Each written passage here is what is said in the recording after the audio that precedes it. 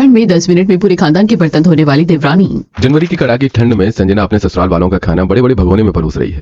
अरे संजना बहू, घर में बर्तन की अकाली पड़ गई है क्या, या हम तुम्हें डांगर नजर आते हैं? हाँ बहू, क्या सोचकर तुमने हमें भगोने में खाना दिया है? ये रोटी प्लेट में और सब्जी कटोरी में देनी चाहिए थी तुम्हें, और ये चटनी के लिए छोटी कटोरी अलग से। और मम्मी, मेरी मैगी कटोरी में होना चाहिए था। हाँ, और वैसे भी कहते हैं पतीले में खाना खाने से पेट बढ़ता है। नहीं, मेरे तो फिगर ही खराब हो जाएगा। भाभी चाहिए, हम लोगों के लिए साधारण बर्तन में खाना लेकर आइए। अरे बाजी, बर्तन तो सारे गंदे हैं। आज अचानक बहुत ठंड बढ़ गई है और सुबह से बारिश भी बहुत ज्यादा हो रही है। आज मुझसे बर्तन नहीं धुल पाएंगे। अरे बहू, जाओ बर्तन लेकर आओ धोकर। हमें ऐसे पतीले में खाना नहीं खाएंगे, और थोड़ा जल्दी आना। अब ठंड में कांपती हुई संजना रसोई में जाती है, जहाँ एक सिंक भरकर झूठे बर्तन पड़े हुए होते हैं। हे भगवान, यहाँ तो झूठे बर्तनों का पहाड़ जमा है। एक काम करती हूँ, जितने बर्तनों की जरूरत है सिर्फ उतने बर्तन ही धो लेती हूँ। अब संजना टोंटी ऑन करती है और कुछ थाली, कटोरियां और चम्मच को सिंक में धोने लगती है। बाप रे, पानी कितना ठंडा हो रहा है। बच बच कर काम करना पड़ेगा। अब पूरे 20 से 25 मिनट लगाकर संजना कुछ बर्तनों को धोकर डाइनिंग टेबल पर लाती है। इतने में घर के सभी सदस्य खाना खाकर उठ जाते हैं। इतना टाइम लगता है बर्तन धोने में? अब तो सबने खाना खा भी लिया। सच में भाभी, आप तो कुछ ज्यादा ही स्लो बर्तन धोती हो। सही कहा, बर्तन धोने के मामले में तो ये बहुत ही बड़ी कामचोर है। ऐसा नहीं है माँ जी, पानी बहुत ज्यादा ठंडा हो रहा था, हाथ भी ठंड से कांपने लगे, इसलिए थोड़ा टाइम लग गया था। सब नौटंकी है इसकी। अब डाइनिंग टेबल से झूठे बर्तन लाकर संजना सिंक में पटक देती है। अब तो सुबह ही बर्तन धोऊंगी, क्योंकि अभी तो मुझे बहुत ठंड लग रही है। जाती हूँ हीटर ऑन करके और कंबल तान कर सो जाती हूँ। अगले दिन संजना ठंड से कांपती हुई मर कर झूठे बर्तनों को धो रही होती है। बाप रे, कितने सारे झूठे बर्तन हो गए हैं। इस ठंड में पूरे खानदान का बर्तन अकेले धो धोकर तो मेरा माथा ही घूम चुका है। अब संजना के बच्चे रसोई में आकर, मम्मी मम्मी, हमें मैगी खानी है, मैगी बना कर दो ना। मम्मी, मुझे पास्ता खाना है, चटपटा पास्ता बना कर दो ना। अरे देख नहीं रहे हो कि तुम्हारी मम्मी इतनी ठंड में इतने सारे बर्तन धो रही है? अरे जाओ यहाँ से, पतीला धुल जाएगा तो मैं बना दूंगी तुम्हारे लिए मैगी और पास्ता। अब बच्चे बाहर आकर टीवी देखने लगते हैं। कुछ देर बाद रसोई में ऋतिक, कोमल, शिखा, विशाल, अमित आते हैं। अरे संजना, अब तक तुमने बर्तन नहीं धोए? सच में इन्हें पता है हमें ऑफ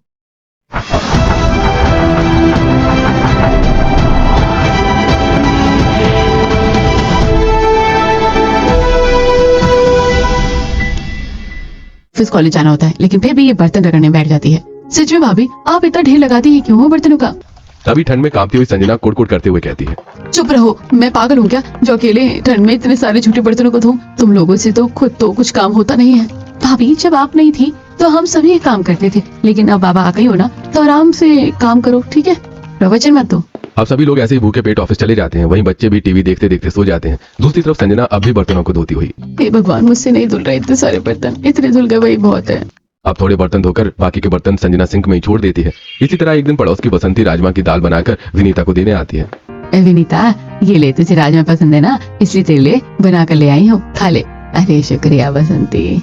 अब बसंती के घर से आया राजमा सभी लोग चटकारे लेकर खाते हैं और फिर 3 से 4 दिन बाद बसंती अपनी कटोरी लेने आती है। बहू, मेरी ना एक कटोरी है, तेरी घर में जरा ला दे। ये भगवान, ये क्या मुसीबत है। अच्छा रुकिए, मैं भी लेकर आती हूँ। अब संजना रसोई में आकर सिंक में 2 से 3 दिन के झूठे बर्तनों में बसंती की कटोरी ढूंढ रही होती। ये भगवान, कहाँ है इनकी कटोरी? इतने सारे झूठे बर्तनों में तो मुझे इनकी कटोरी दिख ही नहीं रही। संजना इतना कहती है कि तभी वहाँ पर बसंती आती है और बसंती सिंक में पड़े इतने सारे झूठे गंदे बर्तनों को एक साथ देखकर घिन करते हुए कहती है, बाप रे, कितना नर्क बना रखा है बहू तुमने अपनी रसोई को। अरे ये देखो, वो रही मेरी कटोरी, उसके अंदर से कितनी गंदी बदबू आ रही है। तुमने अब तक मेरी कटोरी क्यों नहीं धोई? ये सब सुनकर विनीता सुधा रसोई में आती है। ये सब क्या है बहू? अरे अपने घर के बर्तन तुम समय से नहीं धोती हो, लेकिन कम से कम दूसरे के बर्तन तो धो लिया करो। ये बस हमारी बेइज्जती करवा सकती है। उमा जी, मुझे बहुत ठंड लग रही थी, पर मैं अभी धो देती हूँ। हे भगवान, बहू जल्दी से मेरी कटोरी, यहाँ बहुत बदबू आ रही है। अब समझ आया कि मोहल्ले में ये गंदी सड़ी हुई बदबू कहाँ से आती है। ये तो मेरी लंका लगवा कर रहेगी। बस शांत हो जाइए, दे रही हूँ आपकी कटोरी धोकर। अब फटाफट कटोरी धोकर संजना बसंती को देती है। अब इसी तरह शाम को 4 बजे संजना घर में सभी सदस्यों को चाय बनाकर देती है। सभी लोग चाय पीते हैं, लेकिन फिर मौसम ज्यादा ठंडा होने की वजह से घर के सदस्य 6 बजे एक बार और चाय की मांग करते हैं। अब बहू, बहुत ज्यादा ठंड लग रही है, जाओ सबके लिए दोबारा अदरक वाली चाय बनाओ। अब संजना टेबल पर रखे सभी झूठे कप के ट्रे को उठाकर रसोई में लेकर आती है। हे भगवान, ये चाय की पतीली तो चाय बनते बनते जल गई। अब कौन धोए इसे? चलो इसी में चाय बना देती हूँ। अब चाय बनाने के बाद संजना, बहस क्या, चाय तो बन गई, पर चाय देने के लिए दूसरा कोई साफ कप है ही नहीं। एक काम करती हूँ, इसी झूठे कप में सबकी चाय छान देती हूँ। अब संजना उन्हीं झूठे कप में सबके लिए दोबारा चाय छान कर लाती है। वहीं सुधा ने अपने पहले चाय के कप में चाय की मलाई लगा रखी हुई होती है और इत्तेफाक से वही कप उसके पास दोबारा पहुंचता है। अरे बहू, तूने चाय देने से पहले कप धोया नहीं था क्या? इस बार तो वही चाय की मलाई जमकर सूख गई है जो मैंने 4 बजे चाय पीते हुए लगाई थी। हे भगवान, ये बुढ़िया खुद तो ठंड में एक गिलास भी नहीं धोती है और मेरे पीछे ऐसे पड़ी रहती है जैसे मैं बर्तन धोने वाली मशीन हूँ। वो दादी जी बर्तन सारे गंदे हो रहे थे तो मैंने उन्हें वही कप में दोबारा चाय छान कर आप लोगों को दे दी। जी भाभी, आप कितनी गंदी हो। इसका मतलब हम लोग एक दूसरे के झूठे कप में चाय पी रहे हैं। भाभी, आप तो ठंड के चक्कर में अनहाइजीनिक होती जा रही हो। जी ठंड है भी तो ज्यादा। अब इसी तरह एक दिन पड़ोस के लोग विनीता से, अरे विनीता, तेरे रसोई से बाबा कितनी गंदी बदबू आती है। तौबा तौबा, जी सा पलट जाता है हमारा तो। हाँ, तेरे तो घर के सामने से गुजरने का मन भी नहीं करता। आखिर तेरी बहू क्या करती है पूरा दिन घर में। अरे बाबा, मैं तुम लोगों को क्या ही बताऊं। मेरी बड़ी बहू जब से ठंड में घर आई है तब से बर्तन तो धोना ही नहीं चाहती है। अगर एक कटोरी की जरूरत हो तो एक ही कटोरी धोती है, बाकी बर्तन सिंक में ही पड़े रहते हैं। बाप रे, तुम्हारे इतना लंबा चौड़ा खानदान है, इतने बड़े खानदान का ये बर्तन भी नहीं धोएगी तो कैसे काम चलेगा। यही सोच सोच के मैं परेशान हूँ यशोदा। क्या बताऊं मैं तुम्हें। बताना छोड़ो विनीता, मेरी मानो तो आप अपनी बेटी की शादी करवा दो। और सुनो, इस बार बहू ऐसी लाना कि वो घर के कोई भी काम करे या ना करे पर तुम्हारे घर की रसोई के बर्तन अच्छे से साफ रखे। हाँ, छोटे बेटी की शादी तो करनी है। मैं माँ जी से बात करके घर में पंडित जी बुला लेती हूँ। अब विनीता अपनी सास से राय मशवरा करके घर में पंडित बुलाती है। विनीता जी, ये देखिए, ये लड़की बड़ी ही सुंदर, खूबसूरत और पारिवारिक है। आपके पूरे खानदान को ये अच्छे से संभाल लेगी। धन्यवाद पंडित जी, हमें ऐसी ही लड़की चाहिए थी। अब अगले ही दिन विनीता अपने परिवार वालों के साथ लड़की वालों के घर पहुंचती है। आप लोग आ जाइए, मैं आपका ही इंतजार कर रही थी। आइए बैठिए ना। अब लड़के वाले सोफे पर बैठते। जी, बहू कहाँ है। जी आ रही है। थोड़ी देर बाद सरस्वती की बेटी श्रुति बड़े ही मासूमियत के साथ लड़के वालों के पास आती है और सबको चाय देती है। अरे वाह, खुशबू तो बहुत ही अच्छी आ रही है नाश्ते में तो। उसके बाद विनीता झिझकते हुए कहती है, जी देखिए, बुरा मत मानिएगा पर आपकी बेटी रसोई तो अच्छे से संभाल लेती है ना। जी, ये जवाब तो आपको रसोई देखकर ही मिलेगा। अब विनीता रसोई में आती है जहाँ रसोई के बर्तन इतने चमक रहे होते हैं कि उसमें सबका चेहरा साफ साफ दिख रहा होता है। बाप रे, रसोई के बर्तन कितने चमक रहे हैं। हाँ सही कहा जी, मेरी बेटी को शुरू से रसोई की चीजों को साफ करके रखने की आदत है और ये बर्तन तो ये 5 से 10 मिनट में धोकर रख देती है।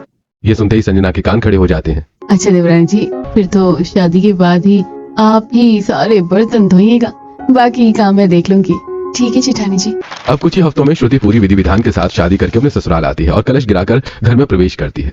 जाओ छोटी बहू, तुम आराम करो।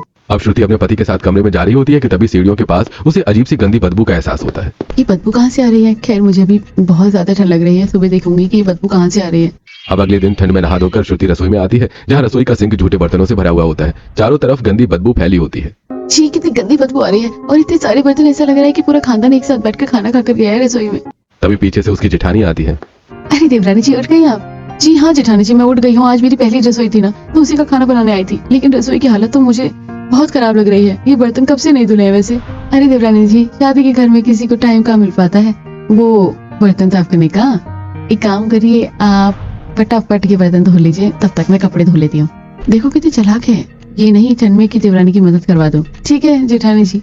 अब संजना गंदे कपड़े वॉशिंग मशीन में डालकर, अच्छा हुआ बर्तन धोने से मैं बच गई। अब पूरे खानदान के बर्तन देवरानी जी अकेले धोएगी। दूसरी तरफ श्रुति झूठे बर्तनों को रगड़ रगड़ कर धोने लगती है। बाप रे, टैंकी का पानी तो कितना ठंडा हो रहा है। मेरे हाथ लाल पड़ चुके हैं, लेकिन ये बर्तन तो खत्म ही नहीं हो रहे हैं। अब बहुत देर तक जब घर वालों को खाना नहीं मिलता तो घर वाले उठकर रसोई में आते हैं और वो देखते हैं कि श्रुति ने रसोई में 2 से 3 टब बर्तन धोकर रख दिए हैं और अब भी वो सिंक के बर्तन मांज रही है। अरे बाप रे बहू, ये क्या है। तब श्रुति किलसकर कहती है, अरे माँ जी, ये तो मुझे पूछना चाहिए, ये सब क्या है। अरे इस खानदान में मैं आज पहली बार बर्तन धो रही हूँ।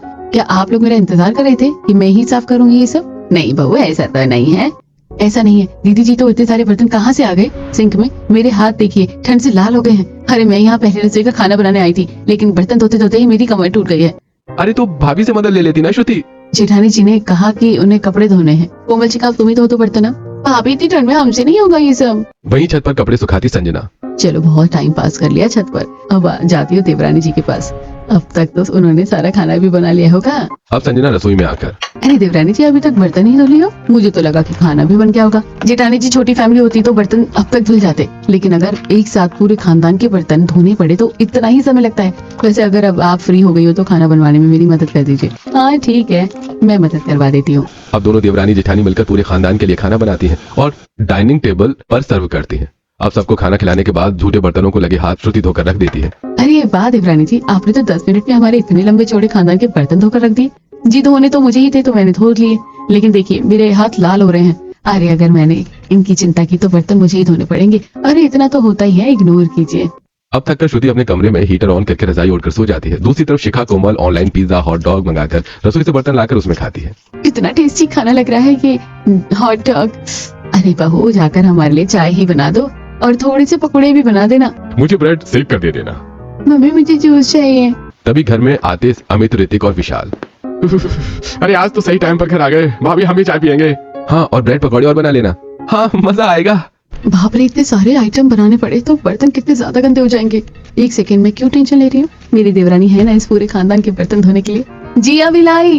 अब संजना रसोई में आकर चाय पकौड़े ब्रेड पकौड़े जैसे स्नैक्स बनाती है, जिससे पूरी रसोई गंदी हो जाती है। अब संजना सबके साथ चाय पकौड़े सैंडविच ब्रेड जैसे अनेक स्नैक्स खाती है। बहू अच्छी चाय बनाई है, मजा आ गया पीकर। पकौड़े भी अच्छे बहुत हैं।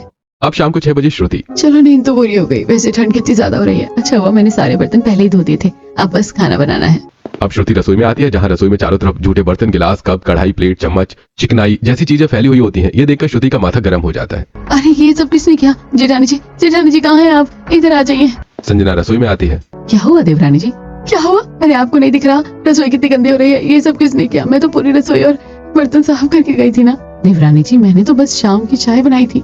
अब देवरानी जेठानी की बकबक सुनकर पूरा खानदान उठकर रसोई में आता है। क्या हो गया बहू, क्यों चिड़चिड़ कर रही है? हाँ बहू, क्या हुआ? खुली आंखों से कोई बुरा ख्वाब देख लिया क्या? बाजी, गंदी रसोई बुरे ख्वाब से भी ज्यादा भयानक है। ये रसोई इतनी गंदी कैसे हो गई? इतने सारे झूठे बर्तन कहाँ से आए? मैं तो सब साफ कर चुकी थी। अरे बहू, वो तो हम लोगों ने चाय पकौड़े छकोड़े खाए थे तो उसी के गंदे बर्तन हैं। हाँ भाभी, और हमने भी बाहर से पिज्जा और हॉट डॉग मंगवाया था तो थोड़े बर्तन उसके भी हो गए। अरे मुझे आप लोगों के खाने पीने से कोई प्रॉब्लम नहीं है, पर अगर आपने बर्तन का इस्तेमाल किया है तो आप कम से कम उसे तो धो दीजिए। मुझे नहीं पता, अब कोई एक सदस्य आकर मेरी मदद करवाओ। देवरानी जी, मुझे तो बच्चों को होमवर्क करवाना है। भाभी, मुझे असाइनमेंट बनाना है कॉलेज का। अरे बहू, तेरी माँ तो कह रही थी कि तू 10 मिनट में सारे बर्तन धो लेती है, तो धो ले अब एक एक करके सारा खानदान रसोई से बाहर चला जाता है। वहीं अब गुस्से से तिलमिलाती हुई श्रुति अपनी माँ को फोन करती है। क्या हुआ? इतने गुस्से में क्यों बात कर रही है बेटी? माँ, आपने तो बड़ी आसानी से कह दिया था कि आपकी बेटी 10 मिनट में सारे बर्तन धो लेती है। आपको पता है यहाँ पूरा खानदान इसी बात का ताना मारकर मुझसे सारे बर्तन अकेले धुलवा रहा है। इसलिए अब आप एक काम कीजिए, मेरे लिए एक डिश वॉशर भिजवा दीजिए, क्योंकि मैं पूरे खानदान के बर्तन अकेले इतने ठंड में नहीं धो सकती। परेशान मत हो मेरी बच्ची, मैं अभी तेरे लिए वहाँ पर डिश वॉशर भिजवाती हूँ। अब 3 से 4 घंटे के अंदर सरस्वती अपनी बेटी के यहाँ डिश वॉशर भिजवाती है। अरे बहू, ये डिश वॉशर कौन लेकर आया? पता नहीं माँ जी। तभी वहाँ पर श्रुति आती है। मम्मी जी, ये डिश वॉशर मैंने मंगवाया है अपने मायके से, क्योंकि मैं एक साथ पूरे खानदान के झूठे बर्तन अकेले नहीं धो पा रही थी। बाप रे, देवरानी के मायके वाले तो बढ़िया पैसे वाले हैं, एक आवाज में डिश वॉशर भिजवा दिया। मेरे मायके वाले तो कभी ऐसा नहीं करते। अब श्रुति फटाफट 10 मिनट में डिश वॉशर से सारे बर्तन धोकर रख देती है। वहीं डिश वॉशर के आने के बाद घर वाले अंधाधुंध बर्तन गंदे करने लगते हैं। जैसे जेठ देवर अपने दोस्तों को बुलाकर अपने कमरे में पार्टी करते हैं। वहीं काजल और कोमल भी बाहर से खाना मंगा कर खाना खाती है। विनीता भी पड़ोसियों के साथ हर दिन घर में किटी पार्टी करने लगती है। अब ये सब देखकर श्रुति, अम्मा जी, ये सब क्या है? इस घर में कोई अलग पार्टी कर रहा है, कोई बाहर से खाना खा रहा है और आप हर रोज किटी पार्टी कर रही हैं। ऐसे तो गंदे बर्तनों की तादाद कभी कम ही नहीं होगी। अरे देवरानी जी, डिश वॉशर है ना। अब गुस्से से श्रुति अपने देवर और नंद के कमरे में जाकर सभी झूठे बर्तनों को उठाती है और फिर डाइनिंग टेबल से किटी पार्टी द्वारा किए हुए गंदे बर्तन को उठाकर श्रुति रसोई में लाती है और सारे झूठे बर्तनों को डिश वॉशर में रख देती है। अब एक साथ इतने सारे बर्तन रोजाना धुलने के कारण डिश वॉशर ब्लास्ट हो जाता है और श्रुति का हाथ भी जल जाता है। अब ये भयानक आवाज सुनकर पूरा खानदान रसोई में आता है। ये क्या है बहू? अरे डिश वॉशर से धुआं निकल रहा है। अरे लगता है देवरानी जी की माँ ने सस्ता डिश वॉशर दिया था। तभी श्रुति गुस्से से, जेठानी जी, मेरी माँ ने अच्छी क्वालिटी का डिश वॉशर दिया था। ये डिश वॉशर इतने सारे बर्तनों को एक साथ धोकर थक चुका है, इसलिए ब्लास्ट हो गया है। माँ जी, मेरा हाथ भी जल गया, यहाँ तो गीजर भी नहीं है। अब बहू, अब इतने पैसे भी नहीं है, हीटर भी जलता है और हीटर भी लगवा दिया तो बिल बहुत ज्यादा आएगा। हाँ सही कहा, इसलिए बहू तुम दूसरे हाथ से बर्तन धो लो। हाँ, बर्तन तुम धो लो, मैं खाना बना दूंगी। अब श्रुति ठंडे पानी से अपने जले हुए हाथ को बचाने के लिए ऑनलाइन हैंड ग्लव्स मंगाती है और फिर टब में रॉड से पानी गर्म करती है। फिर ग्लव्स पहन के श्रुति नीचे बैठकर बर्तन सारे धोती है। अब इतने सारे बर्तन धोते धोते श्रुति का ग्लव्स फट जाता है। हे भगवान, ये ग्लव्स भी फट गया, इतने लंबे चौड़े खानदान के बर्तन धोते धोते। अब श्रुति के बर्तन धोने के बाद संजना आकर खाना बनाती है और ढेर सारे गंदे बर्तन कर देती है। जिसके बाद जब सब खाना खा लेते हैं तो संजना वो सारे झूठे बर्तन भी लाकर रसोई में पटक देती है। ये देखकर श्रुति सबके पास आकर, माँ जी, ये सब क्या है? हर 5 मिनट बाद इतने सारे गंदे बर्तन। अरे मैं कोई मशीन थोड़ी ना हूँ, मुझे भी तो ठंड लगती है। अरे बहू, बर्तन को लेकर क्या ही कलेश करती हो? इस घर में तुम्हारे सिवा आज तक किसी ने बर्तन धोता ही नहीं है। हाँ हाँ, ये तो मुझे पहले ही दिन ही पता चल गया था, लेकिन बस अब इस घर में जो जिस थाली में खाएगा वो उस थाली को ही धोएगा, और अगर नहीं धोएगा तो मैं उसको उसी की थाली में खाना दूंगी। आप रसोई में आकर श्रुति बर्तन धोकर सभी के प्लेट पर मार्कर से उनका नाम लिख देती है। अगले दिन श्रुति सबको खाना देकर, आप सबकी थाली पर आपका नाम लिखा हुआ है, आप सब खाना खाकर अपनी थाली खुद धोएंगे। अब खाना खाने के बाद नारायण जैसे तैसे अपनी झूठी प्लेट धो देता है, लेकिन बाकी लोग अपनी झूठी प्लेट ऐसे ही छोड़ देते हैं। ये देखकर श्रुति, अच्छा तो कुछ लोगों ने अपनी प्लेट नहीं धोई, ठीक है मैं भी नहीं धोऊंगी। अब रात को श्रुति उन्हीं झूठी प्लेट को हल्के पानी से खंगाल कर सबको खाना देती है। तब भी प्लेट में झूठन देखकर विनीता, अरे बहू बर्तन ठीक से नहीं धोए क्या तूने? इसमें झूठन लगा है, मेरी प्लेट भी गंदी है और मेरी भी। मैंने कहा था ना कि अपनी प्लेट खुद धो लेना, आप मुझसे जैसे धुली मैंने धोकर रख दिया। अब सभी लोग बिना ऑब्जेक्शन के उसी प्लेट में खाना खाने लगते हैं। हे भगवान, कितने घटिया और अनहाइजीनिक हैं आप सब। अरे बर्तन धोने से बचने के लिए झूठी प्लेट में ही खाना खा लिया आप सबने। अब श्रुति बहुत ट्राई करती है अपने ससुराल वालों को सुधारने की, लेकिन जब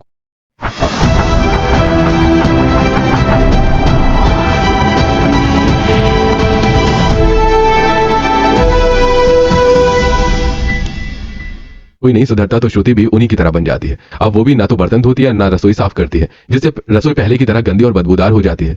छोटी बहू बर्तन क्यों नहीं साफ किया? रसोई भी गंदी पड़ी है। हाँ देवरानी जी, आपको क्या हो गया है? कुछ हफ्तों से देख रहे हो कि आप रसोई के बर्तन नहीं धोती, ना कोई दूसरा काम करती है। अरे तो क्या हो गया? आप लोगों की भी तो आदत हो गई है ना ऐसे में रहने की। और खैर मैं भी इंसान हूँ, मुझे भी ठंड लगती है, इसलिए अब जिसको जरूरत है बर्तनों की वो खुद धो लो। मैं जा रही हूँ आराम करने। पीछे से सुधा, देखो दिखा दिया ना, इसने भी अपने तेवर। सारी बहू एक जैसी होती है। माँ, अगर जरूरत से ज्यादा लगाम खींची जाए तो रस्सी टूट ही जाती है। इसी तरह कुछ हफ्ते गुजरते हैं और अब रोज बर्तन न धुलने के कारण रसोई में बर्तनों का पहाड़ बन जाता है। चारों तरफ गंदे कीड़े रसोई में चलने लगते हैं। सिंक से बर्तनों की चिकनाई फर्श पर गिरने लगती है और इसी बीच घर में बुआ सास, चाची सास और मौसी सास आती हैं। अरे मंजू, सुजाता, कौशल, तुम यहाँ? अरे आओ बैठो। छोटी बहू कहाँ हो? आ जाओ, सबके लिए चाय नाश्ता बना कर ले आओ।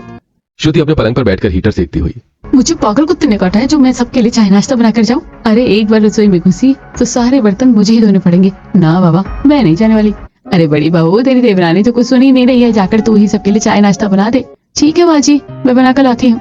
अब संजना ठंड से कांपती हुई रसोई में आती है, जहाँ सारी रसोई बिखरी होती है। सिंक में पड़े बर्तनों का तेल जमीन पर टपक रहा होता है। हे भगवान, मेरी तो मत मारी गई थी जो मैं रसोई में आई। अब ये सब ठंड में मुझे ही सब साफ करना होगा। अब संजना जैसी रसोई में घुसती है, फर्श पर फैली चिकनाई से उसका पैर फिसलता है और वो धड़ाम से गिर पड़ती है। माँ जी, दादी जी, मेरी कमर कोई उठा। मुझे उठाने, मैं उठ नहीं पा रही हूँ। अब संजना की आवाज सुनकर सभी मेहमान और सुधा विनीता रसोई में आती हैं। अरे अरे, बहू को उठाओ।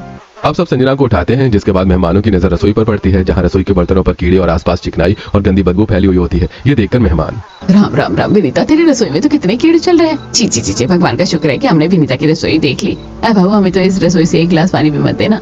हे भगवान, विनीता तेरी बड़ी बहू कामचोर थी, पता था, लेकिन क्या छोटी बहू भी ऐसी कामचोर है? मैं क्या बताऊं तुझे, ये दोनों ऐसी ही हैं। शुरू में छोटी बहू ठीक थी, अब उसके भी रुतबे बदल गए हैं। छोटी बहू, रसोई में जाओ। अब श्रुति घबरा के रसोई में आती है। क्या हो गया? अब आप लोग ऐसे क्यों चिल्ला रहे हैं? अरे देवरानी जी, तुमने ये रसोई और ये झूठे बर्तन क्यों साफ नहीं किए? देखो, झूठे बर्तनों की चिकनाई फर्श पर इतनी बुरी तरीके से फैल गई कि मेरा पैर जमीन पर टिका नहीं है और मैं गिर गई। सच में बहू, तेरी जेठानी गिर गई। इससे तो अच्छा कि तू रसोई साफ कर लेती। इतनी कामचोरी ठीक नहीं होती। ये सुनकर श्रुति गुस्से से आग बबूला होते हुए, अच्छा तो आपको लगता है कि मैं यहाँ हाथ पर हाथ रखकर बैठी रहती हूँ और ये लोग घर का सारा काम करते हैं? अरे ये देखिए, मेरे हाथ ये बर्तन धोते धोते ठंडे नीले पड़ गए थे और ये पैर देखिए सूज सूज कर लाल हो चुका है। बाप रे बहू, तेरे हाथ तो बिल्कुल नीले पड़ गए हैं ठंड से। अरे तुम सब लोग तो बड़े कसाई हो। अब समझ में आया है कि इस बहू ने अपने तेवर क्यों दिखाए। अरे जब तुम बहू को बहू नहीं समझोगे तो बहू तो ऐसा करेगी ना।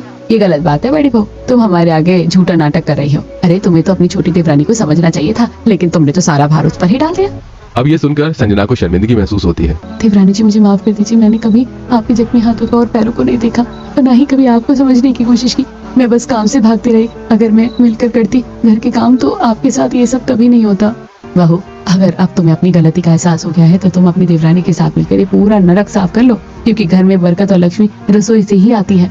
अब दोनों देवरानी जेठानी मिलकर रसोई साफ करती हैं और बड़े ही प्यार से मेहमानों को खाना बनाकर खिलाती हैं। बहू, खाना तो बहुत अच्छा बना है। और सुनो, आज से तुम दोनों ऐसे ही मिल बांट कर काम करना। हाँ, मिल बांट कर ही काम करेंगे तो दोनों पर ही भार कम पड़ेगा, काम जल्दी ही खत्म हो जाएगा।